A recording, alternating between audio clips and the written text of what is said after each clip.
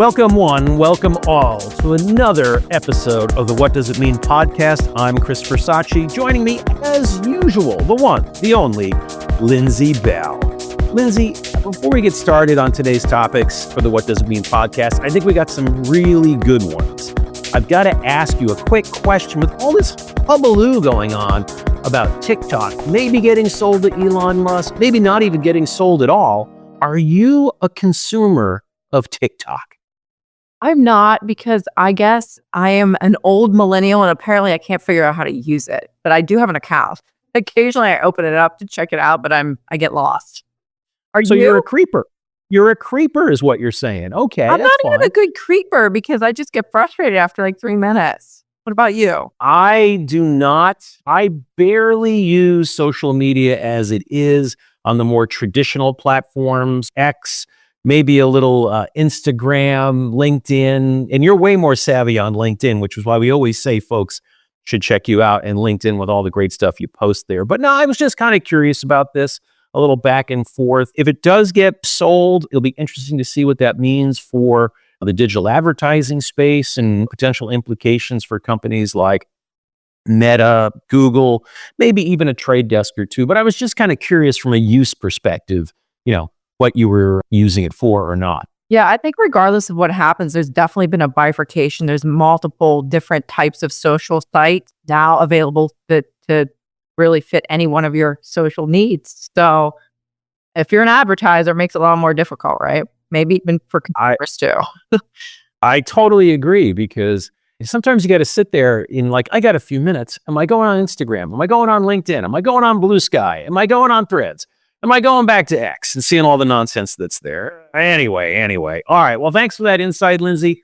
Let's move along to our three big topics of the day. First topic, when we come back from the break, is going to be, did the market get too excessive with its inflation expectations?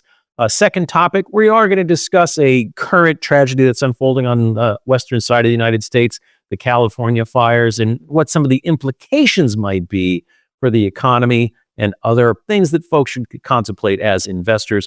And then we'll round it out talking about bankerings. Big banks are set to start reporting this week. What should we be listening for? All that and much more when we come back. All right, folks, this is Chris Versace, joined by Lindsey Bell in the What Does It Mean podcast. Lindsey, I think the market has gotten a little ahead of itself with inflation expectations. And I have to admit, I was probably guilty of that too. Why? That December services PMI report, the prices component, holy cow, it was the highest reading in December than it was in over a year. And I think that really spooked a lot of folks. What do you think? No, I think it did spook a lot of folks, but I also don't think 1 month, just because PPI in December was better, or the latest reading. Well, not better than expected, right? I mean, it wasn't as strong, but when you look at the data, still pretty, as you like to say, sticky. Yes, exactly. So I was going to say it's sticky. I think we got to wait till we get CPI. We're taping this Tuesday. We'll get CPI on Wednesday. And PPI prices don't always initially translate into CPI prices. I think one of the positives out of the PPI report was the cost of food. Those prices did come down, which is going to be a relief for the consumer eventually, hopefully. So I think that there's still work to be done on the inflation conversation, because I don't think we're out of the woods yet. You've got the potential of the tariff cause restocking. You've got deregulation, which typically leads to higher prices. And even if price increases are slowing, they're still increasing and the consumer is feeling it. And we saw in the Michigan survey last week that the expectation for inflation from the consumer's perspective is starting to tick up. So we got to be careful with that. Totally agree. And there's other data out there that kind of supports the notion that prices are going to remain elevated, right? So like the Cass Freight Index, even though volumes are low, pricing is ticking up for the first time in 2 years. You talked about food. I'm a fan of the FAO Food Price Index. Those ticked higher in December compared to November. So I think, at least in the near term, you may get a lot of conflicting signals, but it's not until we see inflation really start to step down, not only in a pronounced manner, but really on a consistent one as well, that I think we can say maybe the market kind of overshot expectations when it comes to inflation. Fair statement? Yeah, I think that's a fair statement. But then the question is, what does that mean from the Fed's perspective, right? What do we do with interest rate? I think it means they do nothing until they see that data. But I want to ask you a separate question, Lindsey, because I'm a dyed-in-the-wool equity geek, right? We talk bonds and yields, and other than dividend yields, I go to sleep. I can't, I don't know what it is. I'm like a bond narcolept. So when we take a look at what's happening, right, you probably follow the bond market like other folks do. Sometimes it's the 2-year, the 10-year, what have you. I'm going to pose a question to you, which is, do you think the bond market is telling us the Fed made a policy mistake with that last rate cut? Well, I mean, you hear people talk about the bond vigilantes, and I'm going to try to be quick because I don't want you to fall asleep. But you have seen the 10-year up 100 basis points since the Fed's first rate cut. That's a big move in just a handful of months because the first cut was in September. And so I think that the bond vigilantes are trying to kind of pressure the Fed into realizing that potentially they're making a policy mistake by leaving rates higher for longer. But the fact of the matter is higher rates also can be a reflection of higher economic growth, not just inflation expectations too. So I think what the Fed is trying to do is trying to figure out what is it. And I don't necessarily know that, I know a lot of people say the bond folks are the smart folks and us equity folks were just too optimistic. Hey. I'm not going to say I resemble that remark, but Yeah, I'm an equity gal too. You know that. I know. I suspect that in the weeks and possibly even the months to come, Lindsey, you and I are going to be revisiting the topic of GDP versus inflation more than a few times, especially as we approach each of the upcoming Fed meetings. So let's put a pin in that and say TBD on whether the market got ahead of itself with inflation expectations. We will see. Let's shift gears, talk about our second topic, which is, I'm sorry that we have to talk about this, but we really do. Obviously, our thoughts, prayers, hearts go out to the folks in California that are just struggling, doesn't even begin to say it, but they're contending with those wildfires, which last I saw, the winds are picking back up and could continue to spread the damage. I think about it from folks that are losing their homes, things that are being destroyed, and eventually that needs to be kind of replaced. But before we get to the rebuilding that could benefit non-residential construction, maybe some home builders, there's likely to be some near-term pain, right? In other economic data, right, Lindsey? Yeah, exactly. I mean, I think everybody's trying to assess what the damage is going to be to the insurance industry. And estimates last week were like the high was 20 billion. This week, it's looking closer to 30 billion, potentially 40 billion when you account for uninsured losses. And it's possible that it goes higher. Hurricane Ian, just back in 2022, for reference, the impact on the insurance company was 60 billion. And we haven't even fully assessed what the impact has been from Hurricanes Milton and Helene that came through here just a couple months ago in the southeastern part of the country. So I think, unfortunately, this will also have an impact, by the way, to answer your question, will have an impact on the jobs report for January. And Goldman, I think right now is estimating a 15,000 to 25,000 impact to jobs, a hit to jobs that are added in January. But I think, unfortunately, and I'm curious to what you think on this topic, is I think this is going to be for market participants kind of just look past the event and see what happens over the next couple of months, similar to what happened in the fall with the hurricanes, like I said, that came through the southeastern part of the country. So I think there's going to be a negative impact, but there'll be a positive impact on the other side of it. So I don't think investors are going to get too concerned about it in the near term. I think you raise a good point, but I'll counter with there always tends to be some like knee-jerk reaction when we actually finally see the data, right? Not everybody is connecting the dots like you just did, Lindsey, right? You're a smart cookie. We know this. And there are folks who are kind of asleep at the switch and they just see, oh my goodness, look at the big miss in the employment number. And they don't go, oh, wait a minute. Geez, what happened 3-4 weeks ago? Oh, right. So it's one of those things that I think it's important that we point it out, but I do agree with you. We're likely to get a pass on this. This is a well-publicized event. There will be areas of disruption. The big question I have, though, candidly, is just how long will it take for the rebuilding effort to emerge? Because I did notice that late last week, as this tragedy intensified, we heard more reports about damaged homes. Home builder stocks went higher, even though mortgage rates are hanging around 7%. So I just wonder if maybe folks are jumping the gun a little too soon on something like this. Well, I think you might be right too, because if you look at some of the insurer stocks like Allstate and Mercury fell 20% last week, this week it's hanging in there.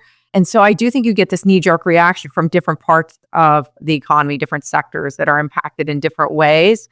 And I think we're just really going to have to wait to see what the assessment is and what the impact actually is going to be. So it's going to be, again, really a wait and see. I think when you think about the insurers, this actually could be a benefit to them. You hate to talk about it in a positive way, right? Because they're real lives and real people impacted, homes lost, like sentimental things gone forever that they'll never be able to get back.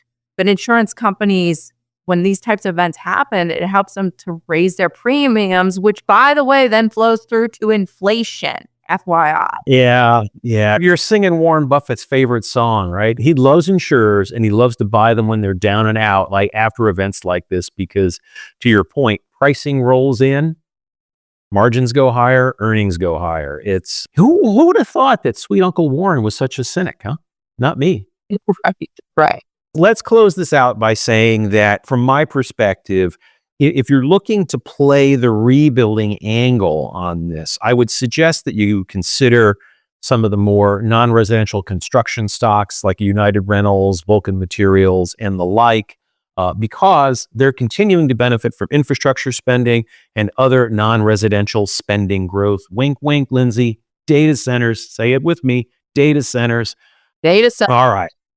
There you go. Thanks for that. All right.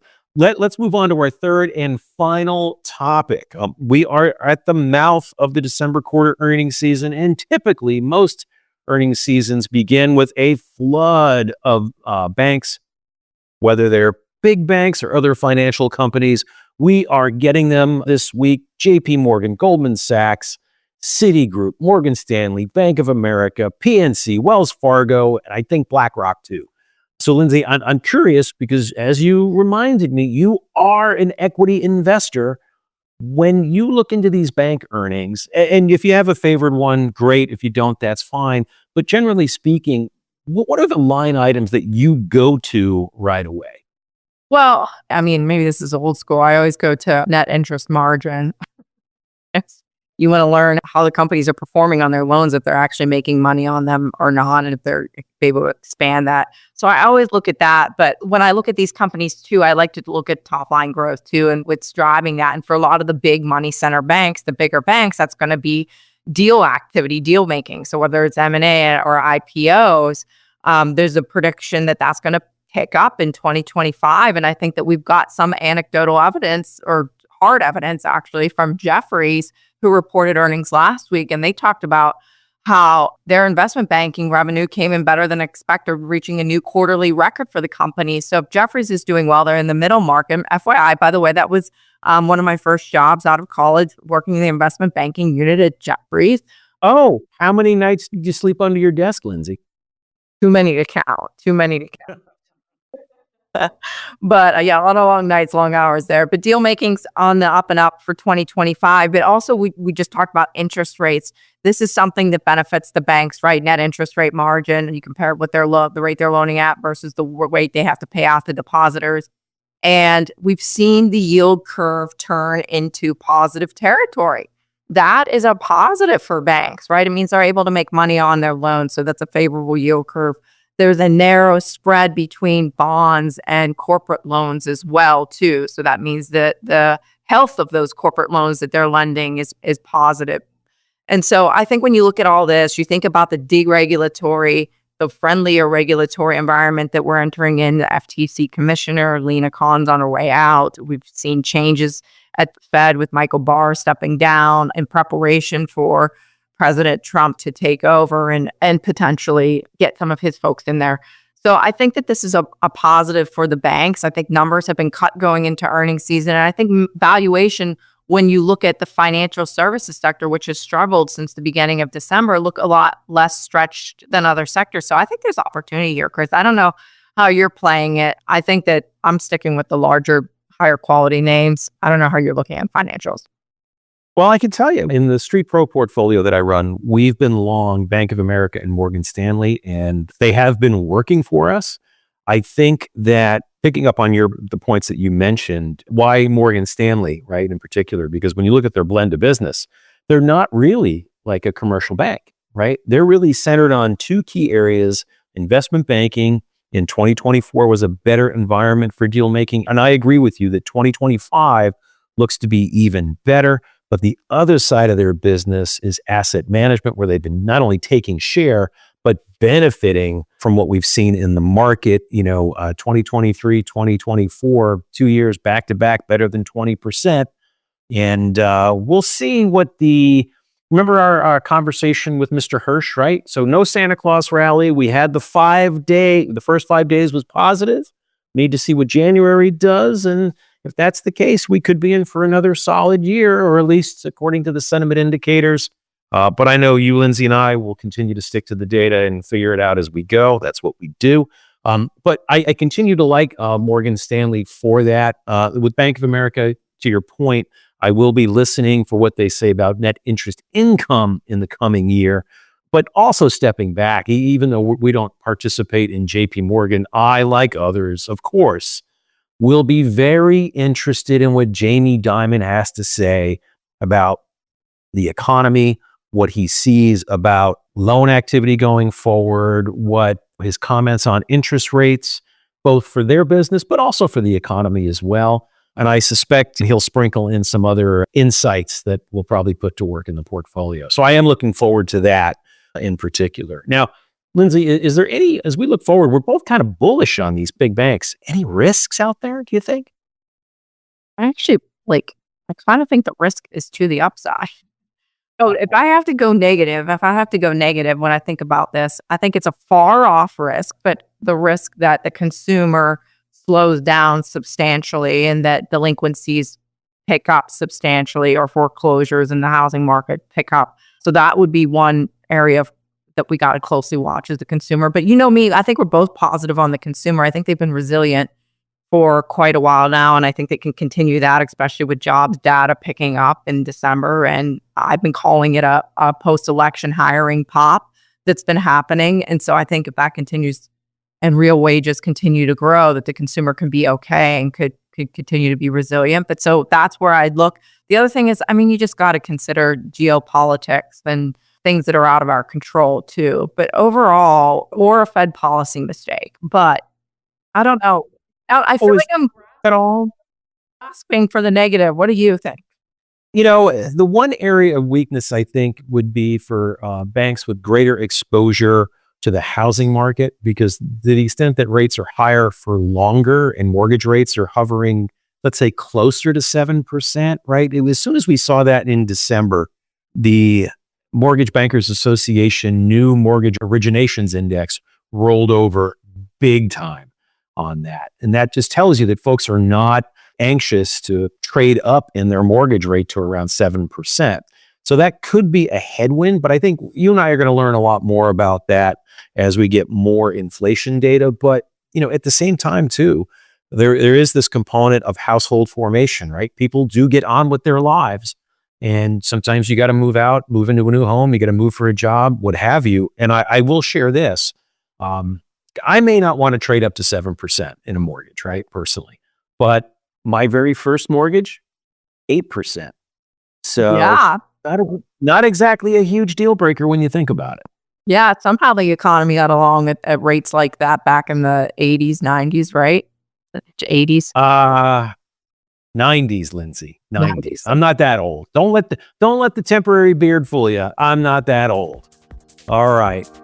Let's leave that there. And when we come back, folks, we'll wrap up today's podcast and we'll share what we learned in our conversation today.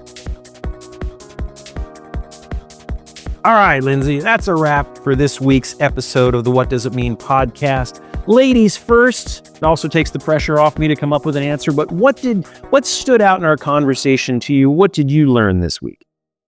Stood out to me is two things when we were talking about wildfires. You made the good point that oftentimes investors overreact to big natural disasters or catastrophes like what we're seeing in California. So you see big movements in individual securities, which can create opportunity or be a head fake. So I think it's important to watch those stocks as we go forward here.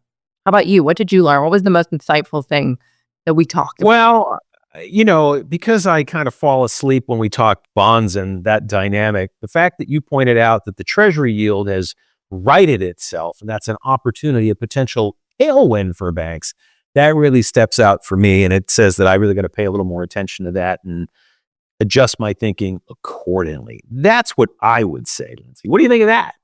You probably thought I was going to say I was surprised that you're not on TikTok, even though you are. I'm not surprised that you're not on TikTok. Let's put it that way. Yeah, well, middle-aged white guy. Can't help it. Sorry. Anyway, all right, folks, we will leave it there. That is today's episode. Please be sure to check out the show notes for some other links and resources. You can find Lindsay on LinkedIn. I suggest you go there. She is posting some great stuff, and you might even see some other interviews that she's doing. As for me, you can always find me over at the Street Pro Portfolio, and we'll be back with you next week with another episode of the What Does It Mean podcast.